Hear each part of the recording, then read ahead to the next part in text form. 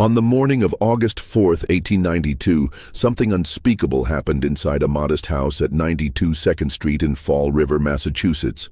Two people were butchered with a small axe in broad daylight, 19 savage blows to one victim, 11 to the other. The killer moved through the house undetected for over an hour, waiting, watching, planning. Despite a national manhunt and one of the most sensational trials in American history, the murderer was never truly identified. What the authorities discovered in that sweltering August heat would challenge everything they thought they knew about human nature, family loyalty, and the dark secrets that fester behind closed doors in respectable New England homes. Before we continue with the story of the Hennessy family and their Irish maid who witnessed everything, make sure to subscribe to our channel and leave a comment telling us what state or city you're listening from. We want to know where our fellow mystery lovers are gathered tonight. But first, let me take you back to a time when Fall River was still bleeding from the wounds of industrialization, when immigrant families served in the shadows of Yankee wealth, and when a single morning would shatter the illusion of safety that an entire community had built around itself. Fall River, Massachusetts, in the summer of 1892, was a city caught between two worlds. The old Yankee families who had built their fortunes on whaling and maritime trade now watched nervously as smoke-belching textile mills transformed their genteel community into something harder, more desperate. The Spindle City, they called it, a place where French, Canadian, and Irish immigrants worked 16-hour shifts in suffocating factories, their children's futures measured in lint and lost fingers. The Hennessy house stood on 2nd Street like a monument to old money's stubborn resistance to change. Andrew Hennessy had made his fortune the traditional way, first in coffins, an irony that would later haunt every newspaper account of what happened there. By 1892, he owned rental properties, held directorships in mills, and commanded respect through fear rather than affection. At 70, his angular frame and penetrating gray eyes made grown men stammer when they came to pay their rent.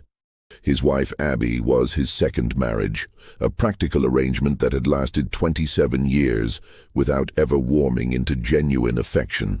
She was a broad-shouldered woman of 64, with graying hair always pulled tight enough to stretch the lines from her temples.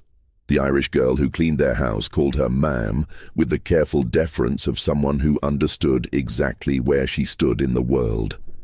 That girl, Bridget O'Malley, had arrived from County Cork 3 years earlier, with nothing but a cardboard suitcase and a recommendation letter from a priest. At 25, she moved through the Hennessy house like a ghost, speaking only when spoken to, her rough hands maintaining the spotless surfaces that testified to proper Yankee breeding. She had learned to navigate the peculiar tensions that existed between Mr. Hennessy and his daughters from his first marriage. Lizzie Hennessy, 32 and unmarried, possessed the kind of restless intelligence that made other women uncomfortable.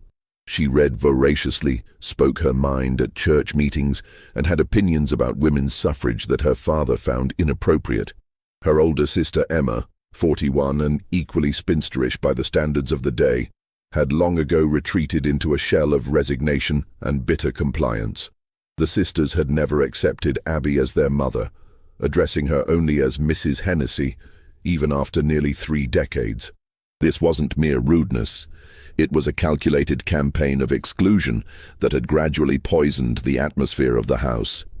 Bridget had witnessed conversations that stopped abruptly when Abby entered a room, seen Emma and Lizzie exchange glances heavy with meaning, felt the weight of secrets that pressed against the walls like humidity before a storm. The summer of 1892 had been particularly oppressive. The mill workers were restless. There had been strikes in Lawrence and Lowell, whispers of labor organizers moving through the tenements. The Hennessy family felt the pressure from multiple directions. Financial uncertainty as textile markets fluctuated, social tension as old Fall River families found themselves outnumbered by immigrants, and the constant friction within their own walls. In the weeks leading up to August 4th, that friction had escalated into something more dangerous. Family arguments had become more frequent and more vicious. Lizzie had been heard shouting at her father about money, about his will, about property that she believed should rightfully belong to her and Emma.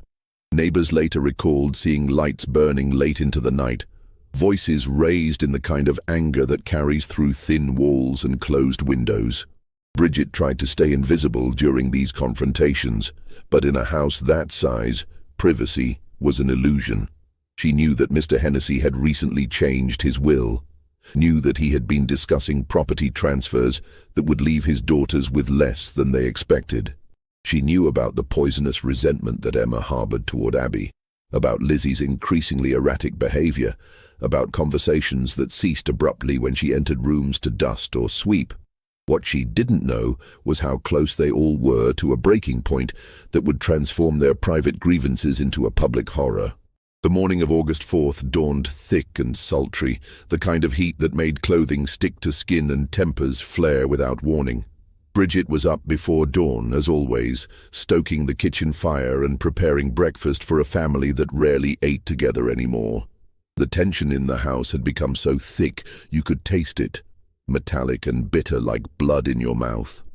John Desmond, Mrs. Hennessy's brother-in-law from out of town, had arrived unexpectedly the night before. A gaunt man with nervous hands and restless eyes, he claimed to be in Fall River on business, but Bridget had overheard enough whispered conversations to know his visit had something to do with property deals and family money. His presence added another layer of stress to an already volatile situation. At breakfast, the family gathered in the dining room for what would be their last meal together. Mr. Hennessy sat at the head of the table, reading his newspaper with the deliberate silence of a man asserting his authority. Abby served weak coffee and day-old bread, her movements careful and subdued. Desmond picked at his food nervously, occasionally glancing toward the stairs where Lizzie remained in her room. "She's been acting strange lately," Abby confided to her brother-in-law in a voice that carried just far enough for Bridget to hear from the kitchen, asking questions about money, about the will. "Yesterday I caught her going through Andrew's papers in his study." Desmond nodded grimly. "Property disputes can tear a family apart. I've seen it happen before." When Lizzie finally appeared, her pale face was flushed with an emotion that Bridget couldn't quite identify. Anger, certainly, but something else as well. Something that made the Irish girl's hands tremble as she cleared the breakfast dishes. Lizzie's dark eyes swept the room with the intensity of someone cataloging everything she saw, memorizing details for future use. The family conversation was stilted, formal, loaded with undercurrents that Bridget only partially understood. There was talk of property on the south side, of rental income, of decisions that needed to be made. Mr. Hennessy's voice carried the finality of a judge pronouncing sentence, while Abby nodded agreement to everything he said. Lizzie said nothing, but her silence was more ominous than any argument. Around 9 o'clock, Desmond announced his intention to visit relatives across town. He would return that evening, he said, to conclude his business with Mr. Hennessy. As he gathered his coat and hat, Bridget noticed how his hands shook, how his eyes avoided direct contact with Lizzie's intense stare.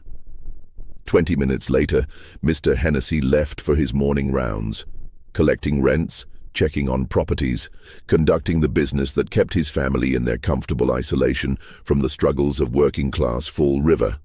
He kissed Abby's cheek with perfunctory affection and reminded Bridget to wash the outside windows, a task that would keep her busy for most of the morning. That left 3 women alone in the house, Abby, Lizzie, and Bridget. One of them would be dead within the hour. Bridget was struggling with the heavy windows on the east side of the house when she heard the first scream. It was brief, cut off abruptly but unmistakably human. She paused, brushed dripping soapy water onto the porch and listened. Nothing. The street was quiet except for the distant clatter of a milk wagon and the normal sounds of a residential neighborhood going about its morning business. She resumed washing, but her movements were less confident now. There was something in the quality of that scream, not surprise or annoyance but genuine terror, that made her stomach clench with primitive fear. When the second scream came, longer and more desperate, Bridget dropped her brush entirely. It was coming from inside the house, from upstairs, from the direction of the guest room where Abby had been making beds and tidying up after Desmond's visit. The screaming stopped again, but this time the silence was worse than the sound had been. Bridget's Protestant upbringing had taught her that curiosity was a sin, but 3 years in the Hennessy household had also taught her that ignoring potential disasters could cost her job. She wiped her hands on her apron and approached the back door, listening carefully. Nothing. She climbed the back stairs slowly, her footsteps muffled by the carpet runner that Mrs. Hennessy had installed to keep the house quiet during Mr. Hennessy's afternoon naps.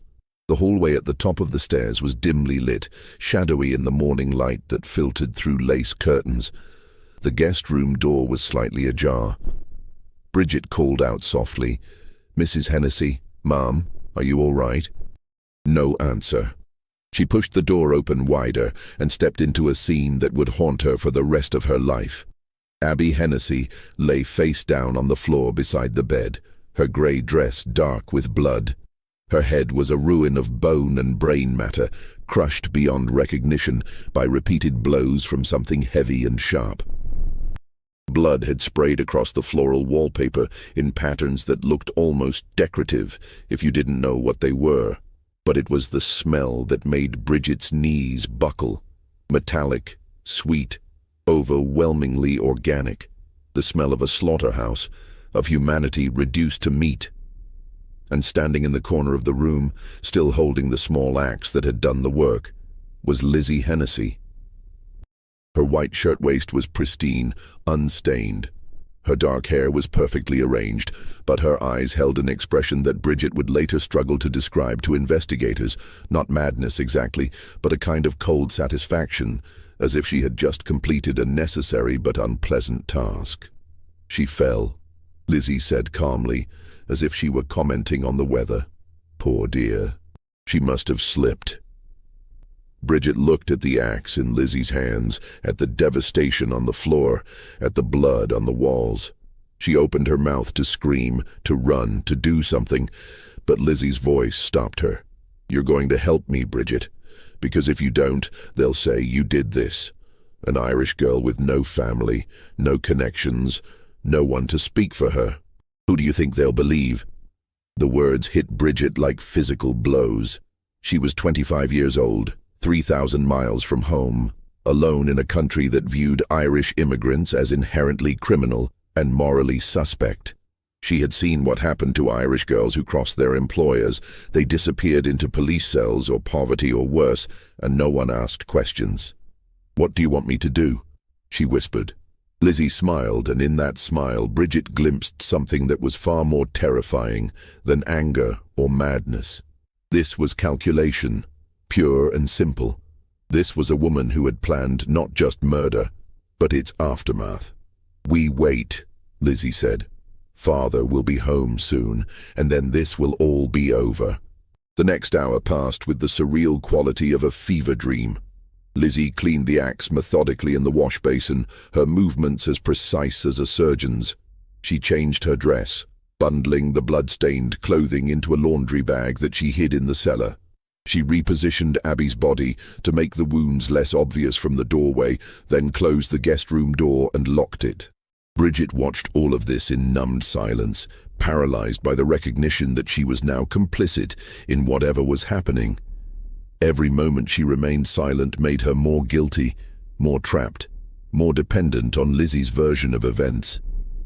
"You must understand," Lizzie said as she washed her hands with the thoroughness of Lady Macbeth, "that I had no choice. She was going to destroy everything, take Father's money, leave Emma and me with nothing. She was poison in this house, Bridget. You've seen how she manipulated him, how she turned him against his own blood." The justification rolled off Lizzie's tongue with the fluency of someone who had rehearsed it many times. But Bridget noticed how Lizzie's hands continued to shake even after they were clean, how her eyes darted constantly toward the locked guest room door. At 11 o'clock, they heard Mr. Hennessy's key in the front door. "Remember," Lizzie whispered, her fingers digging into Bridget's arm with surprising strength. "She went out to visit a sick friend. She received a note this morning. You saw the messenger bring it." Bridget nodded, though she had seen no messenger, no note. The lie felt heavy on her tongue, but the alternative, being charged with murder in a system that had already decided Irish girls were guilty of something, felt heavier. Mr. Hennessy entered the house in his usual manner, calling for Abby to help him with his coat. When he received no answer, he settled into his favorite chair in the sitting room, still wearing his boots and summer jacket. At 70, the morning's heat had exhausted him more than usual. "Where's Mrs. Hennessy?" he asked Lizzie, who had appeared in the doorway with an expression of mild concern. "She received a note about Mrs. Churchill being ill," Lizzie replied smoothly. "She left about an hour ago, said she might not be back until this evening."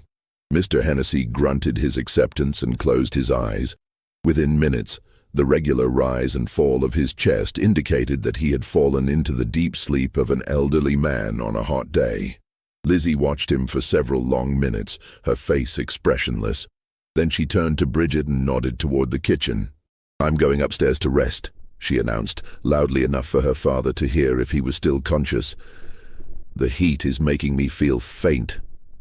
But instead of going to her room, Lizzie retrieved the axe from where she had hidden it behind the cellar door.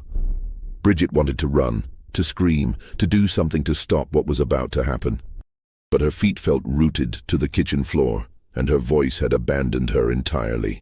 She could only watch as Lizzie walked quietly back toward the sitting room, the axe hidden in the folds of her clean dress. The first blow caught Mr. Hennessy just above the left temple as he slept. His eyes snapped open in surprise and pain, but there was no time for him to understand what was happening. The second blow split his forehead down to the eye socket. The third, fourth, fifth, and sixth obliterated the left side of his face entirely. By the time Lizzie was finished, Andrew Hennessy's head was a crater of bone and blood, and his daughter was standing over him with the same cold satisfaction she had displayed upstairs. But this time, she was breathing hard. "Now we scream," she told Bridget. "We discover the body. We call for help. And we never speak of what really happened here." The performance that followed was masterful. Lizzie's screams brought neighbors running from 3 houses away. Her sobbing collapse in the front yard convinced everyone that she was as much a victim as the dead man in the sitting room. Even Dr. Henshaw, who had known the family for 20 years, was moved by her apparent grief. But Bridget noticed things that the others missed. She saw how Lizzie's tears never quite reached her eyes. She noticed how quickly Lizzie recovered her composure when she thought no one was watching. Most disturbing of all, she observed how Lizzie seemed to anticipate the questions that the police would ask, as if she had prepared for this interrogation. When investigators discovered Abby's body upstairs, Lizzie's shock seemed genuine enough to fool everyone except the Irish girl who had witnessed the truth.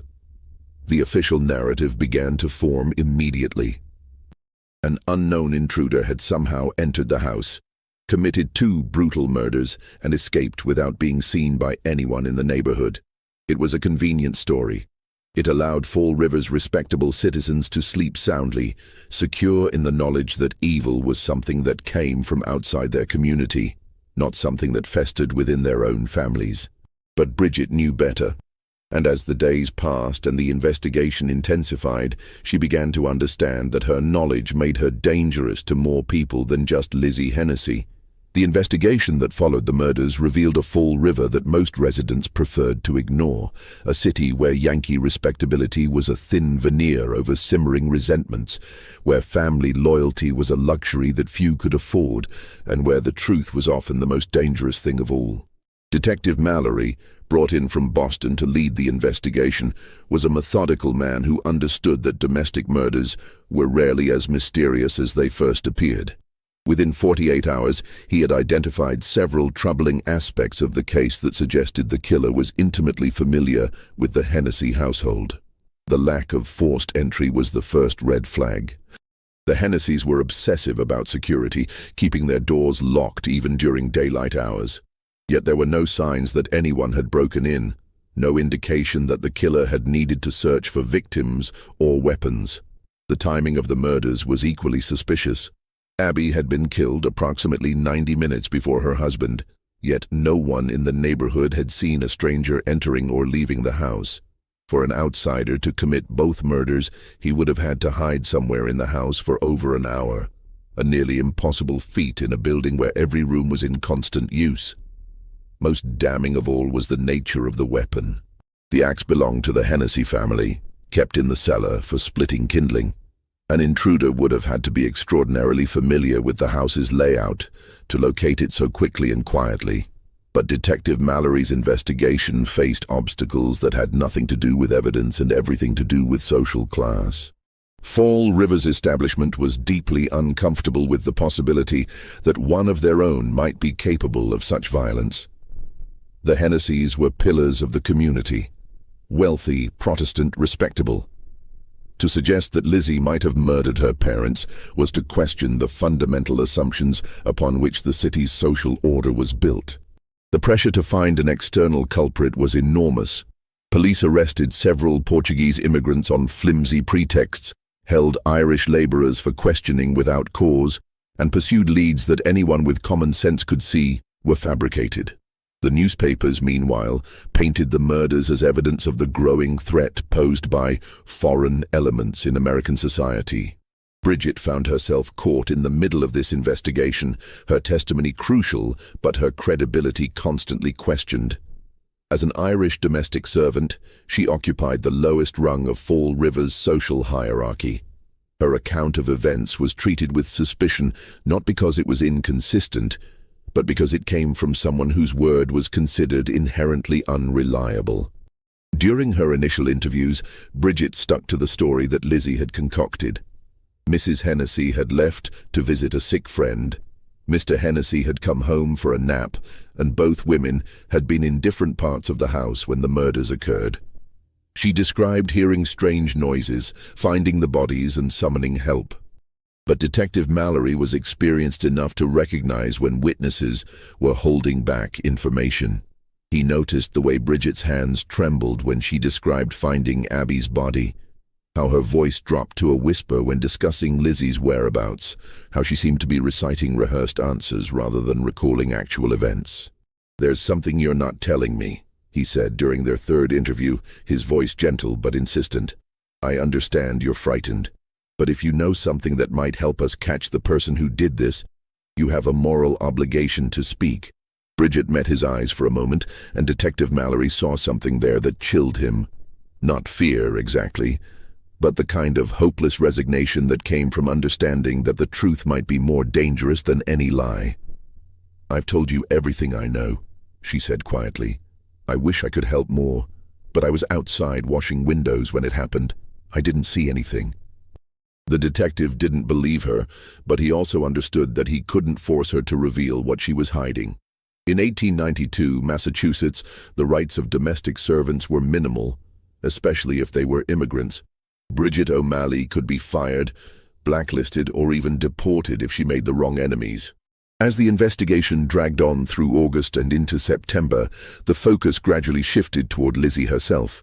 Her behavior in the days following the murders had struck many observers as odd, too controlled, too calculating for someone who had just lost both parents to a brutal attack. There were other troubling details. Several druggists in Fall River came forward to report that a woman matching Lizzie's description had attempted to purchase prussic acid, a deadly poison, on August 3rd, the day before the murders.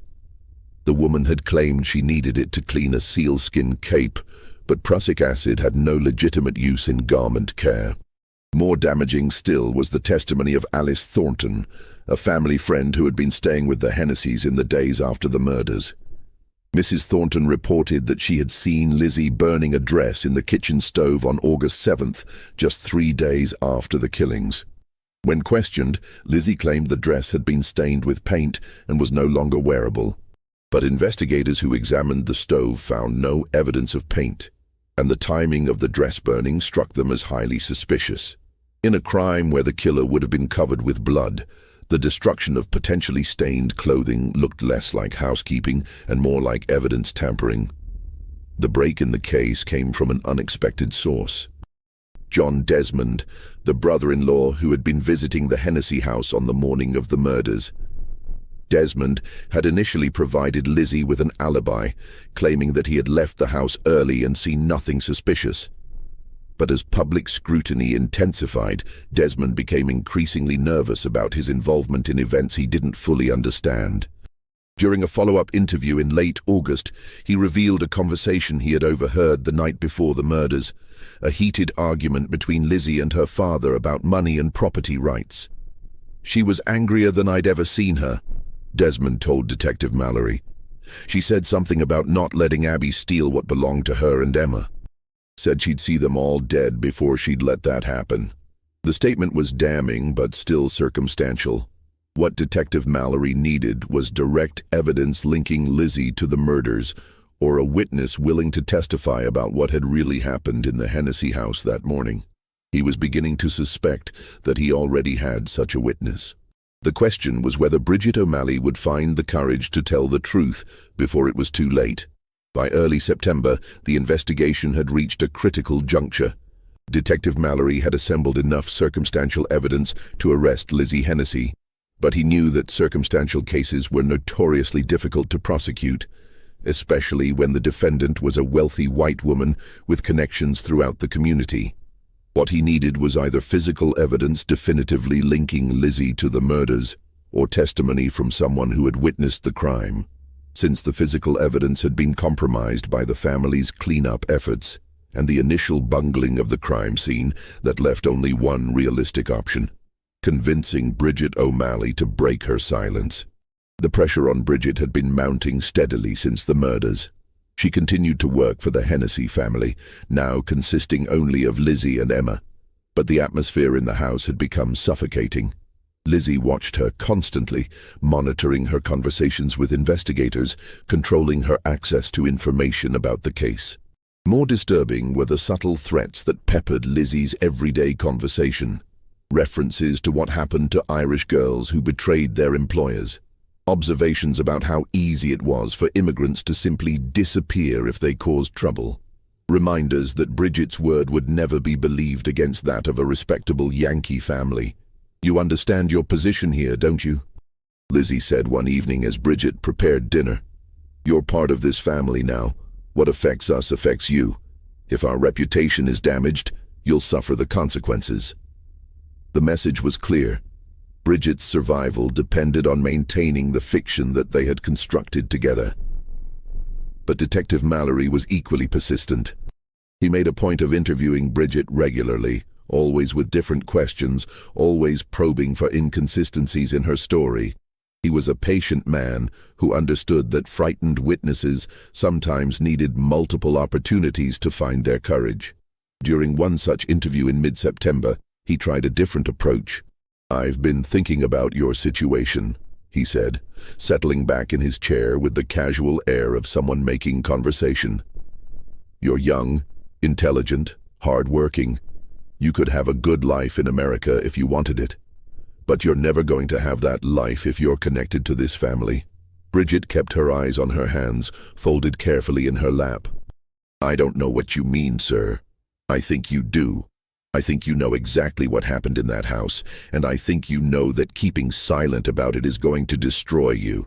Maybe not today, maybe not next month, but eventually." He leaned forward, his voice taking on a more urgent tone. "Lizzie Hennessy killed her parents, didn't she? And you saw her do it." For a moment, Bridget's carefully constructed facade cracked. Detective Mallory saw the flash of truth in her eyes, the slight tremor in her hands, the way her breathing quickened. But then the mask slammed back into place. "No, sir," she said firmly. "I told you what happened. I was outside washing windows. I didn't see anything until I found the bodies." Detective Mallory studied her face for a long moment, then nodded slowly. "All right. But if you change your mind, if you decide you want to tell me the truth, you know where to find me. And Bridget, when this comes to trial, and it will come to trial, you're going to be the key witness. The prosecution and the defense are both going to want your testimony. Think carefully about which version of events you want to be remembered for." That night, Bridget lay awake in her small room under the eaves, staring at the ceiling and listening to the house settle around her. 2 floors below, in the sitting room where Mr. Hennessy had died, the bloodstains had been scrubbed away and new furniture brought in.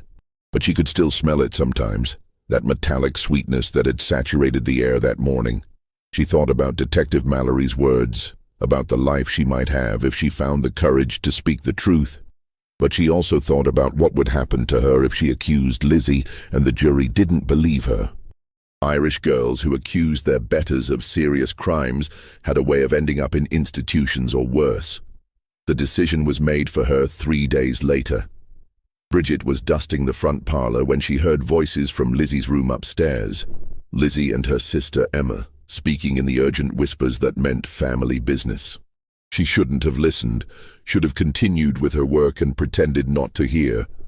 But something in their tone made her pause. "The detective is getting too close," Emma was saying. "He's been asking questions about the will, about father's business dealings. And that Irish girl is weak. I can see it in her eyes." "Bridget won't talk," Lizzie replied confidently. "She's too frightened. And even if she did, who would believe her? The word of an Irish domestic against ours. But what if they do believe her? What if she tells them what really happened?"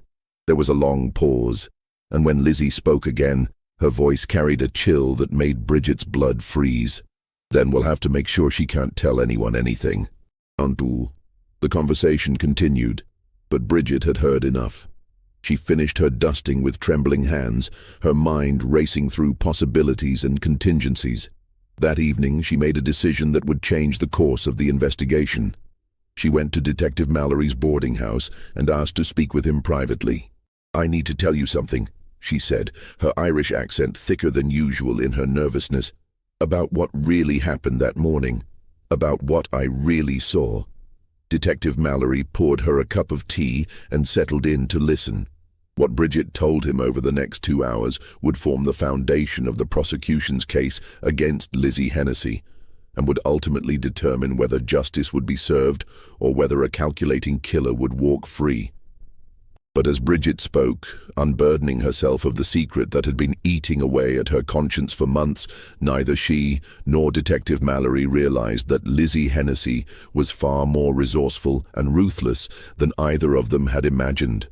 The game was far from over. The trial of Lizzie Hennessy for the murders of her father and stepmother began on June 5, 1893, in New Bedford, Massachusetts. The case had become a national sensation, with newspapers from Boston to San Francisco covering every detail of the proceedings. The courtroom was packed daily with spectators, reporters, and curiosity seekers who had come to witness what many considered the trial of the century.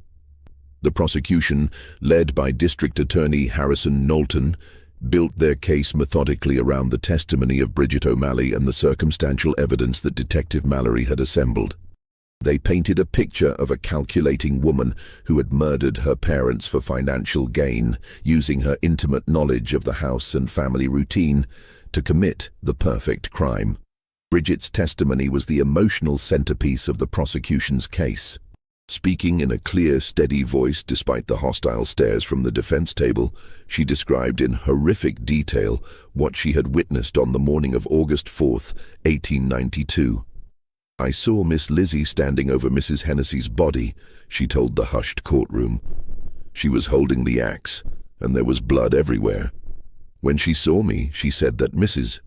Hennessy had fallen, but I could see what had really happened." The defense attorney, George Robinson, a former governor of Massachusetts and one of the most skilled criminal lawyers in New England, attacked Bridget's credibility relentlessly. He emphasized her status as an Irish immigrant, suggested that her testimony was motivated by jealousy and class resentment, and pointed out the inconsistencies between her trial testimony and her initial statements to police. "Ladies and gentlemen of the jury," Robinson declared in his opening statement, "the prosecution would have you convict a respectable American woman on the word of a foreign domestic who has already admitted to lying to investigators. This is not justice, this is scapegoating of the worst kind." But the prosecution had more than just Bridget's testimony. They presented evidence about Lizzie's attempt to purchase poison the day before the murders. her suspicious behavior after the killings, and the burned dress that could have contained bloodstains. They called financial experts who testified about the inheritance motive, medical experts who described the savage nature of the attacks, and character witnesses who painted a picture of a dysfunctional family torn apart by greed and resentment. The defense strategy was masterful in its simplicity. They argued that a respectable woman like Lizzie Hennessy was simply incapable of such brutality. Victorian gender stereotypes worked in their favor. The idea that a well-bred lady could wield an axe with enough force to shatter skulls was almost unthinkable to the all-male jury. Robinson also skillfully exploited the anti-Irish prejudices of the era. He suggested that Bridget herself might have committed the murders, pointing out that she had been alone in the house with both victims and had access to the murder weapon. He painted her as a typical Irish servant, dishonest, violent, and motivated by class hatred.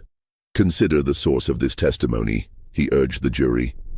An immigrant girl with no family, no education, no moral foundation.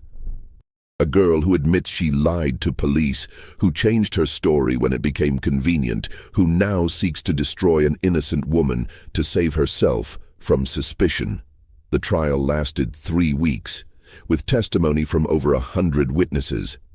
The evidence presented painted a complex picture of family dysfunction, financial disputes, and simmering resentments that had finally exploded into violence. But the most dramatic moment came when Lizzie herself took the stand in her own defense. Against her lawyer's advice, she insisted on testifying, confident in her ability to convince the jury of her innocence. Lizzie's performance was masterful. She spoke softly, forcing the courtroom to strain to hear her words.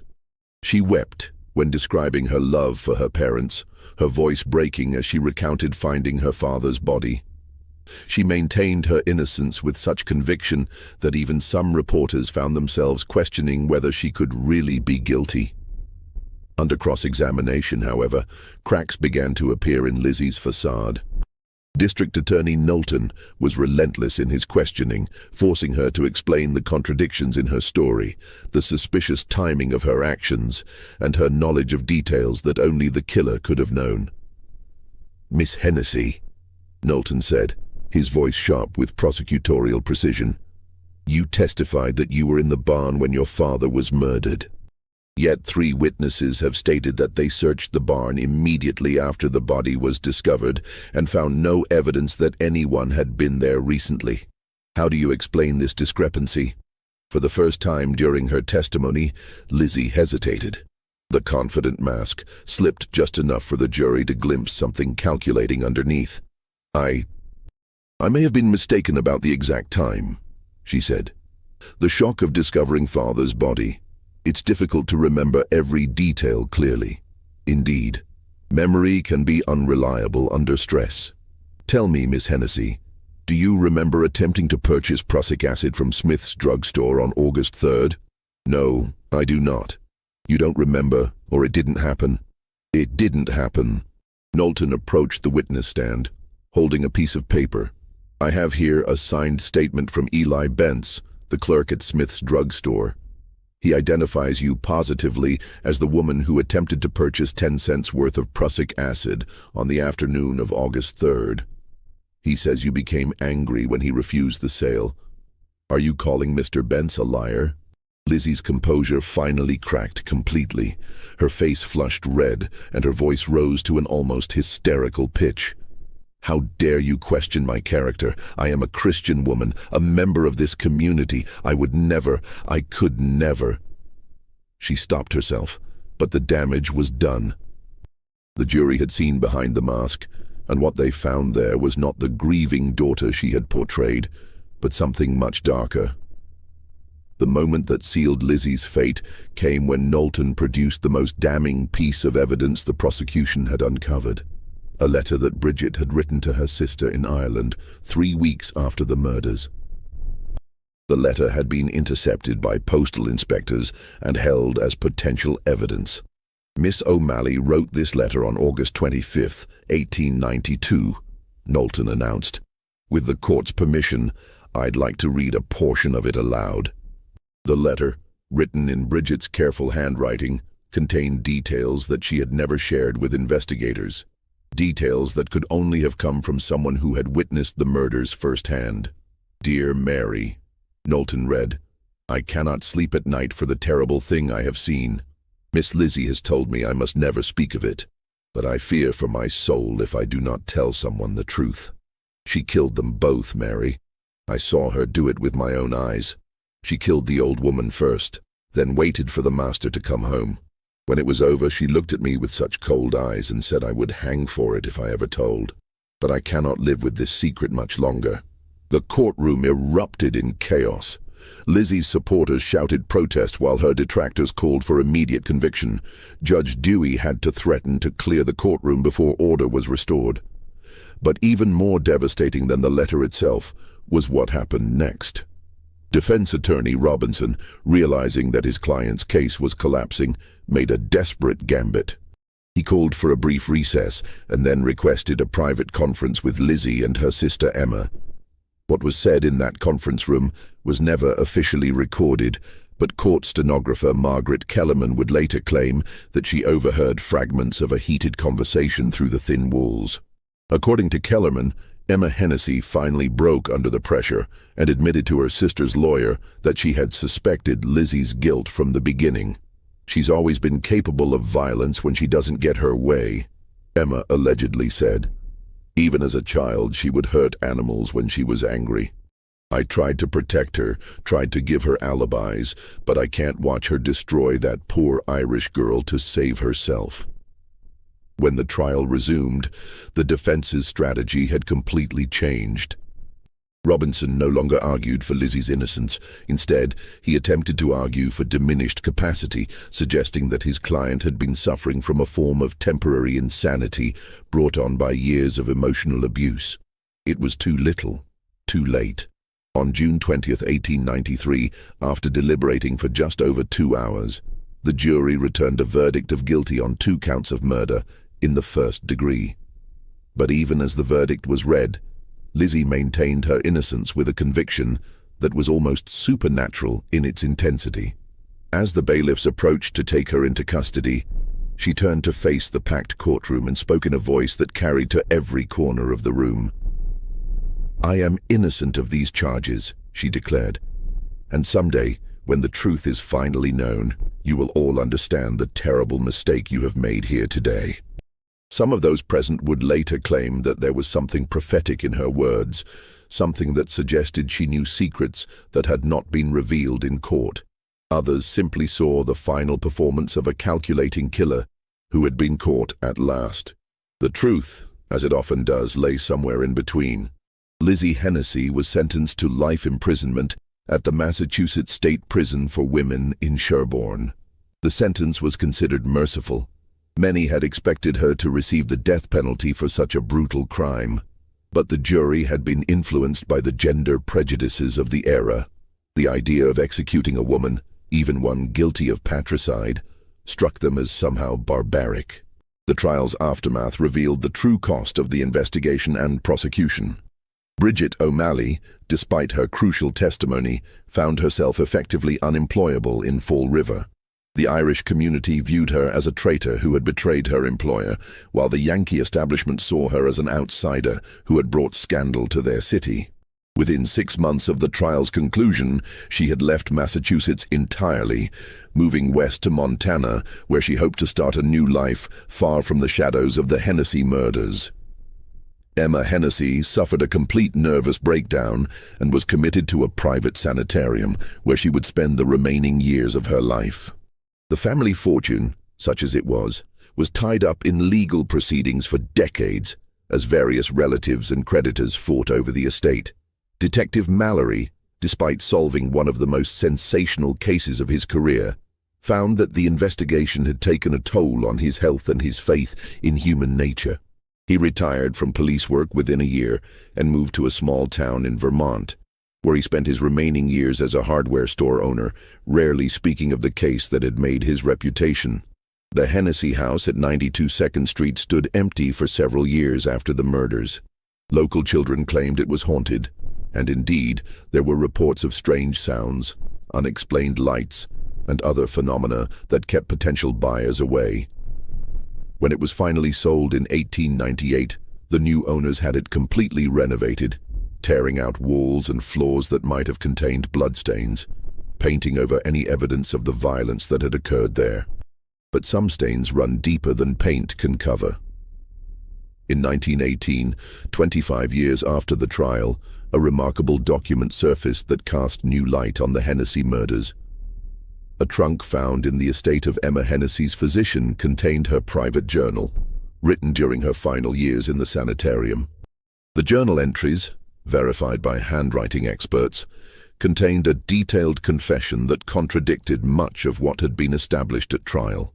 According to Emma's journal, she and Lizzie had planned their parents' murders together over a period of several months.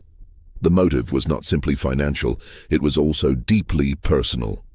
Emma claimed that their father had been sexually abusing Lizzie for years, and that their stepmother had not only known about it, but had actively covered it up to protect her position in the family.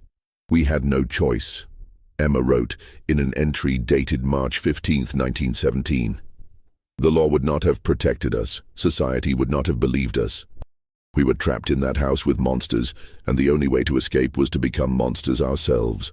The journal also revealed that the sisters had originally planned to poison their parents, which explained Lizzie's attempt to purchase prussic acid. When that plan failed, they had fallen back on the more primitive but reliable method of using the family axe. Most shocking of all was Emma's claim that Bridget O'Malley had not witnessed the murders at all. She had arrived on the scene after both parents were dead and had been coerced into lying about what she had seen. According to Emma, the Irish girl had been terrified into compliance by threats against her family back in Ireland. "Poor Bridget," Emma wrote. "We destroyed her life to save our own. She was innocent of everything except being in the wrong place at the wrong time. I pray that someday she will forgive us for what we made her do." The revelation of Emma's journal created a sensation in 1918, but by then most of the principal figures in the case were dead. Lizzie had died in prison in 1910, still maintaining her innocence. Bridget O'Malley had married and taken her husband's name, disappearing into the anonymity of the American West. Detective Mallory had passed away in 1915, taking his suspicions about the case to his grave. The journal raised more questions than it answered. If Emma's account was true, then the trial had resulted in a just verdict reached through false testimony. If it was false, the ramblings of a mentally ill woman trying to make sense of a senseless tragedy, then an innocent woman had been executed for crimes she didn't commit. The truth about what happened in the Hennessy house on August 4, 1892, died with the last of the participants. But the case left an indelible mark on American legal history, raising fundamental questions about domestic violence, women's rights, and the reliability of witness testimony that resonate to this day. In 1975, a reporter visiting Fall River discovered that Bridget O'Malley had indeed survived to old age, living under an assumed name in a small Montana town. She had married, raised children, and lived what appeared to be a normal life. But according to neighbors, she never spoke about her past, and she would become visibly distressed whenever anyone mentioned Fall River or the year 1892. Bridget died in 1948, taking her secrets to the grave. Her death certificate listed her cause of death as natural causes, but her pastor noted in his diary that her final words were, "I never told a single untruth at that trial. God help me, but I never told a single untruth." Whether that statement was a confession or a denial, no one could say for certain. The Hennessy murders remain officially solved, the case closed in the files of the Fall River Police Department. But for those who study the evidence carefully, who examine the contradictions and inconsistencies that peppered the investigation, one question remains unanswered. In a case where everyone involved had reason to lie, where social prejudices distorted the pursuit of justice, and where the truth was considered less important than maintaining the illusion of social order, how can we ever know what really happened in that sweltering house on an August morning more than a century ago? The answer, perhaps, is that we can't. And maybe that's exactly what someone wanted all along. Just when we thought we'd seen it all, the horror in Fall River intensifies. If this story is giving you chills, share this video with a friend who loves dark mysteries. Hit that like button to support our content, and don't forget to subscribe to never miss stories like this. Let's discover together what secrets still lie buried in the shadows of American history. This mystery shows us that sometimes the most terrifying monsters are the ones that live within our own families, hiding behind masks of respectability and social standing. The Hennessy murders remind us that evil doesn't always announce itself with dramatic flourishes. Sometimes it comes wearing the face of someone we trust, someone we love, someone we would never suspect. What do you think of this story? Do you believe Lizzie was guilty? Or was she a victim of circumstances and prejudice? Do you think Bridget O'Malley told the truth? Or was she coerced into a lie that destroyed multiple lives? Leave your comment below and let us know your theory. If you enjoyed this tale and want more historical horror stories like this, subscribe, hit the notification bell, and share with someone who loves mysteries as much as you do. The shadows of the past are long, and sometimes they reach into the present in ways we never expect. Until next time, sleep well, if you can.